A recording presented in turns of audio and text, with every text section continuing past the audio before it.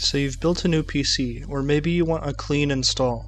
In this video you'll learn the steps to properly install Windows 10. Keep in mind that we are using what's called a virtual machine, which simulates a working PC, so we will not be directly installing Windows, but the process shown on the virtual machine will be the exact same as the real thing. The materials you'll need are a USB drive with at least 8 GB of storage, a still functioning working computer, and the PC you are trying to install Windows on. Quick summary before we get started. Essentially, we will be using a program from Microsoft to put Windows on a USB.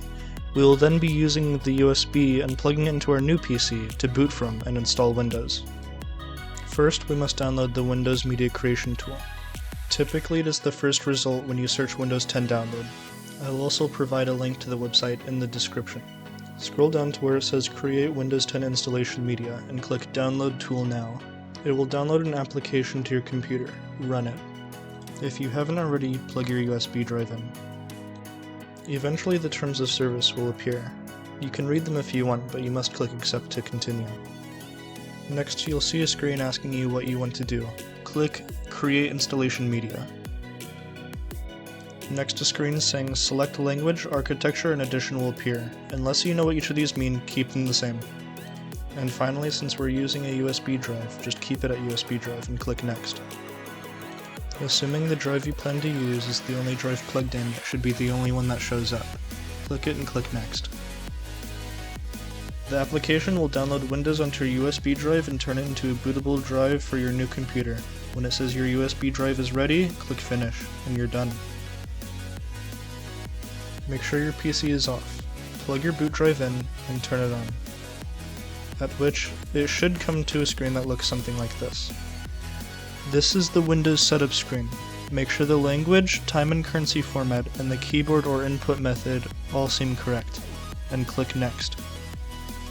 Simply click Install Now to begin. Next, you'll be asked to activate Windows.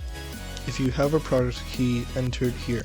If you don't have a product key or don't know what a product key is, just click I don't have a product key at the bottom in the middle.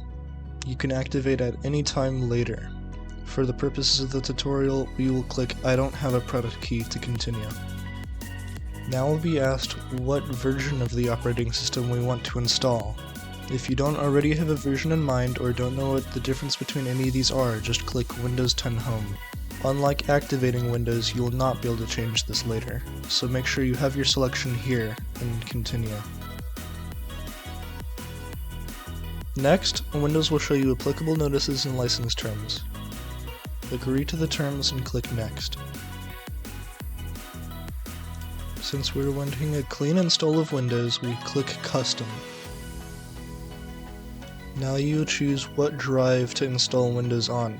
It's best to install Windows on your fastest drive, but it is to be noted that you at least need 50 GB of free storage to install Windows. Windows may say it needs to create partitions. Hit Next. You'll now have your partitioned storage for your Windows install. You can click Next to continue. Windows will now begin to truly install into your computer. This may take a few minutes.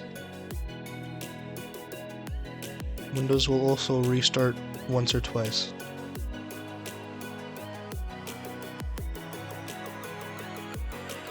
You'll eventually get to the Windows welcome screen. Here, Cortana will help you finalize your installation and help you get signed in. After one last restart, you now have Windows in your computer. Assuming you activated your computer, you can use all the features, and if you didn't activate the computer, you can still use Windows with just limited features. I mean, after all, a Windows activation key can come at a hefty price, unless you know one of those handy-dandy websites. Assuming you've bought and now have a Windows activation key, simply go to your settings and search activation. Simply look for where it says change product key.